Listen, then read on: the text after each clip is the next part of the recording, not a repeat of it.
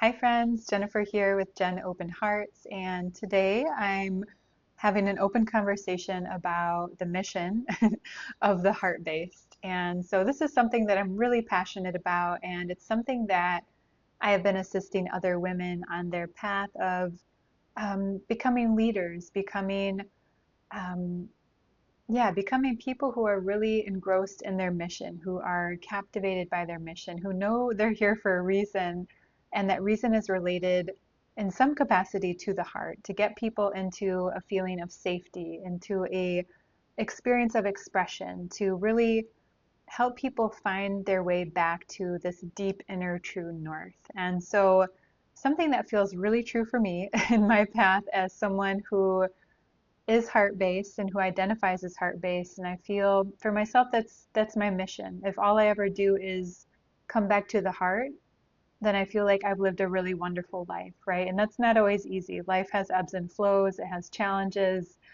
there's disagreement, confrontation, but there's also just accepting. So there's so many different facets of being a human on this earth, and especially living in different cultures and societies where maybe we're really pushed more towards the mind, the strategy, the logic, all of these things. Very important, wonderful tool. And I feel like there is a call. There's a call. The phone has been ringing for those who identify with being a heart-based leader. I like to think about the heart-based leader as someone who is like a helper, a healer, a guide, an intuitive, a mystic, a supporter. I'm thinking about people who are in the pathway, the career path, the dharma path, whatever we want to call it, of being these ways, right? The helper. So who is the helper? The helper could be like the midwife or the doula. It could be, um, it could also be someone who energetically cleanses and clears spaces, someone who does womb work, someone who does women's circles, somebody who does sacred rage, or, these different kinds of containers that are an important, I don't want to say sidecar, but maybe like that need to go in tandem with the way things are, right? We have a very different structure. We're very mind oriented. We're very logic oriented. These are the things that society and culture have accepted as the norm, as acceptable, as things that most people can tap into. And so I feel that the mind is already leading the show and it's running the show, but we need the heart and the heart-based leaders to really own their mission, to own their path, to own their gifts, and to really step into that knowing and understanding of what they're called to do. Because I truly feel like we're at a time where there's definitely division, there's divisiveness, there's separation, there's all these things. And so I feel like what could happen if these leaders, right? And a leader could mean a huge stage, or it could just mean a leader in your family, a leader in your community, a leader in your town, in your city, wherever you're at. When we truly embody this path, this pathway of the heart, we're listening to our mission, right? Life has given us breadcrumbs. God has been giving us breadcrumbs. We've been receiving the messages. We've been taking the courses. We've been practicing. We've been maybe taking a sabbatical and really tuning into our own path, making sure it's aligned, making sure that it feels right for us in the walk that we're on. And so I feel like if you are heart based, it's not anything new. You're not like, hey, I think I'm going to be heart based today.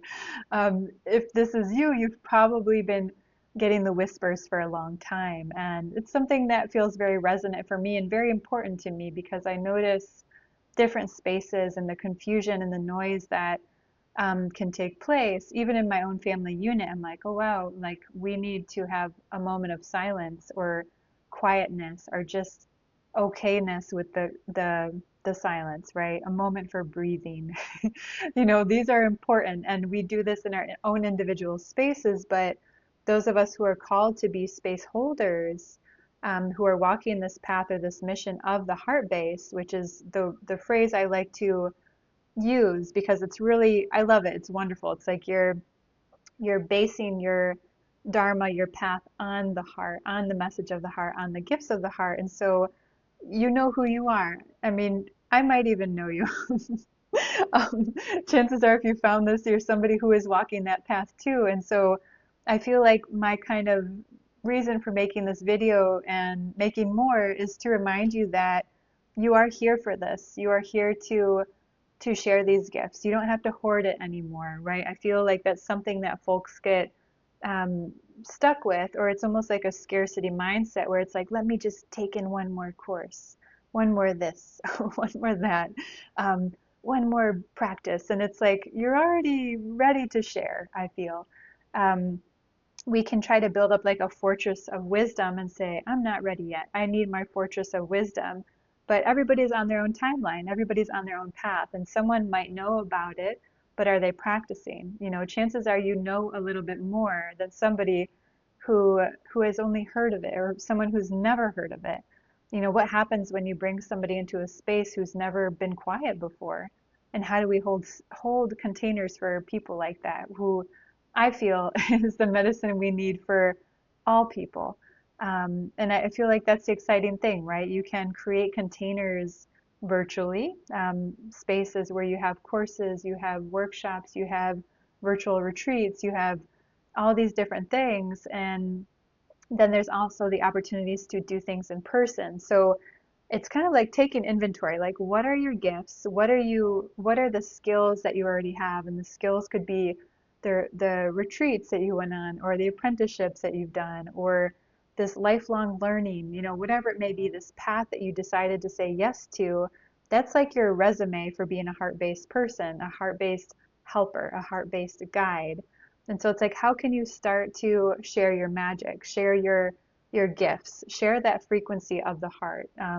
Like I said, it feels truly like my mission to help people remember that, and myself included, because I'm really speaking from the I when I'm like, I need more of this, I need more of that. I'm not ready to share until I do that, and it's like that's happening. And how do I practice it in my daily life? Um, like I've mentioned, I've helped other women in their paths to create their dreams in creating retreats, creating apprenticeships, and all these wonderful things. And it's been beautiful to witness.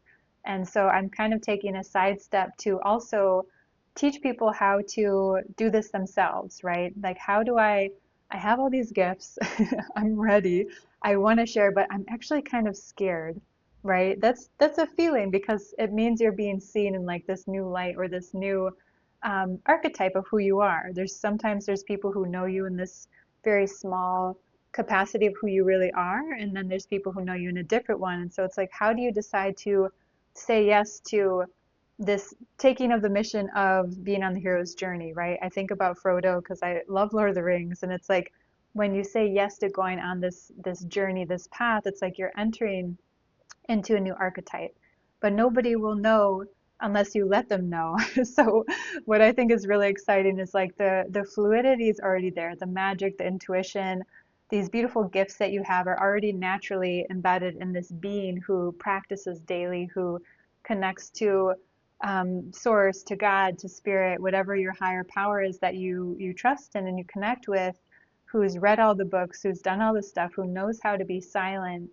And I feel like there's a reckoning, and there's kind of like an invitation of saying, oh, I'm ready. You know, like how can I share? And what's my pie in the sky, diamond in the sky?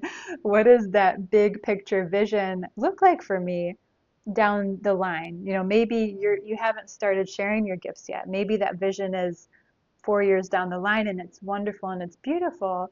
But ask yourself, like, where do I start now? You know, where's a space, where is a option, a possibility that you can share these gifts now in whatever way, and just allow it to be wonderfully imperfect, right? You have to learn, you have to start, you have to have fossils, you have to have like a record of your growth. We can't just look at Instagram, scroll, and be like, oh, I want to be there. Like, I'm not there. But you're not there because you haven't had the experiences that that person has had. And so when we get into over comparison, we think we're supposed to be here, and we have this dissonance between who we think we are and who we actually are. And so imagine if you brought the structure back into the fluid nature of who you are and these gifts that you that occupy you and your energy and your physicality. And so what does that look like? You know, this 4-year plan, and then what's the very next thing that you could do? And there's many roadmaps. There's a lot of strategy. There's many things that work, but I feel like it's just moving in the right direction. And to me, that's exciting. And that's something I'm helping some of my different clients with right now is like they are so excited to share their gifts. They feel elated. They feel joyful. They feel grateful. They feel terrified. So there's like this multitude of different experiences that are happening and they just need like a hand, right? Like I believe in you. I see you. I trust you.